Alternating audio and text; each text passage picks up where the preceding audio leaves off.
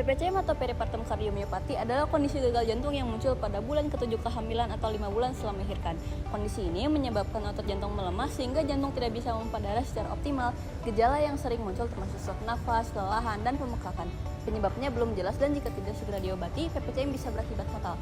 Namun dengan penanganan medis yang tepat, banyak ibu hamil bisa pulih sepenuhnya. Jadi sangat penting untuk segera memeriksa diri jika muncul gejala tersebut. Sebelum kami merencanakan intervensi, kami memberikan pre-assessment kepada komunitas PPCM Survivor Indonesia. Dari 48 responden, 100% dari mereka tidak mengetahui PPCM sampai mereka didiagnosis dengan penyakit tersebut. Dari sudut pandang mereka sebagai pengidap, kami bertanya apa penyebab keterlambatan mereka mengetahui dirinya terkena PPCM. 83,4% diantaranya menjawab bahwa tidak ada edukasi mengenai PPCM dan ketidaktahuan mereka mengenai penyakit tersebut. Hal inilah yang menjadi dasar kegiatan kami dan alasan kami melakukan edukasi. Di Indonesia, data PPCM yang sudah ada adalah referensi dari RSHS pada tahun 2014 hingga 2021, yaitu 1 dari 350 kelahiran hidup. PPCM bersifat cukup fatal dan menyebabkan kematian pada 4 pasien di negara maju dan 14 pasien di negara berkembang.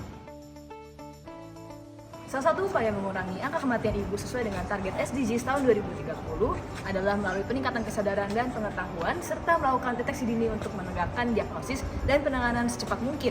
Maka kami melakukan intervensi berupa edukasi PPCM kepada masyarakat umum di Jatinangor, screening faktor risiko PPCM pada ibu hamil, serta penggalangan dana yang akan diberikan kepada komunitas PPCM Survivor Indonesia.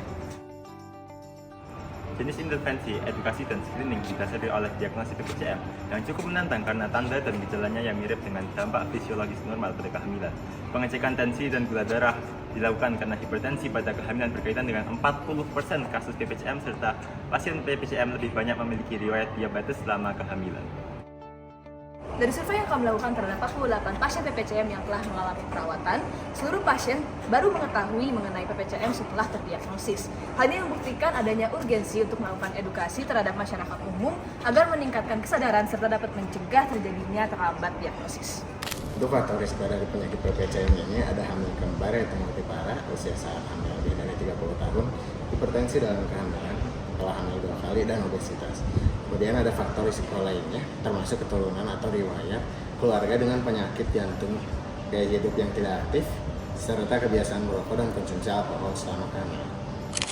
Tujuan dari kegiatan kami adalah yang pertama, meningkatkan edukasi dan juga pemahaman mengenai penyakit PPCM kepada masyarakat sekitar, terutama kepada ibu hamil dan juga ibu nifas. Yang kedua, membuat video edukasi yang mudah dipahami mengenai penyakit PPCM. Yang ketiga adalah melakukan screening kepada ibu hamil dan juga nifas yang memiliki faktor resiko. Dan yang terakhir adalah kami menggalang dana dan juga menyalurkannya kepada komunitas PPCM Survivor Indonesia.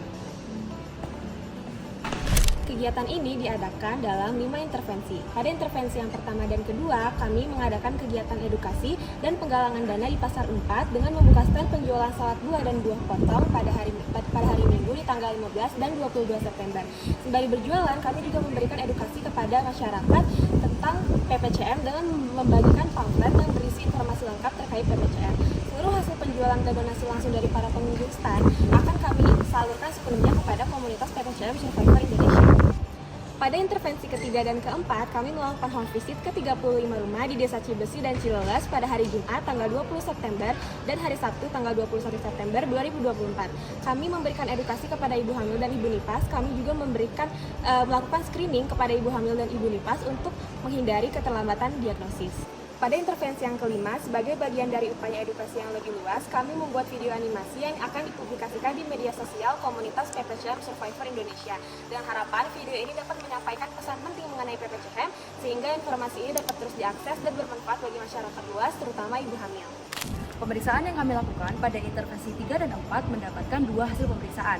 Pada pemeriksaan tekanan darah, kami mendapati bahwa 15 dari 35 partisipan memiliki tekanan darah lebih dari sama dengan 130/85.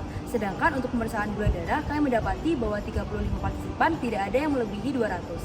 Di sini kami memang tidak bisa untuk mendiagnosis PPCM secara langsung, tapi kami berharap seluruh pemeriksaan yang kami lakukan dapat membuat ibu hamil dan juga nifas lebih aware terhadap faktor risiko dari PPCM. Setelah sejati kami laksanakan dengan 5 intervensi yang berbeda, kami dapat menarik kesimpulan sebagai berikut. Yang pertama itu adalah peningkatan pengetahuan masyarakat umum melalui edukasi pada intervensi 1 dan 2 dilihat dari peningkatan pretest post-test sebesar 63,71%, yang mana ini dapat diartikan intervensi edukasi yang kami laksanakan itu berhasil. Oke, yang kedua adalah peningkatan pengetahuan ibu hamil dan nifas melalui intervensi 3 dan 4 yang telah kami laksanakan dilihat dari peningkatan pretest post-test sebesar 48,57%. Nah, ini dapat diartikan semua yang kami edukasi ini telah mengetahui dan mengenali apa itu PPCM.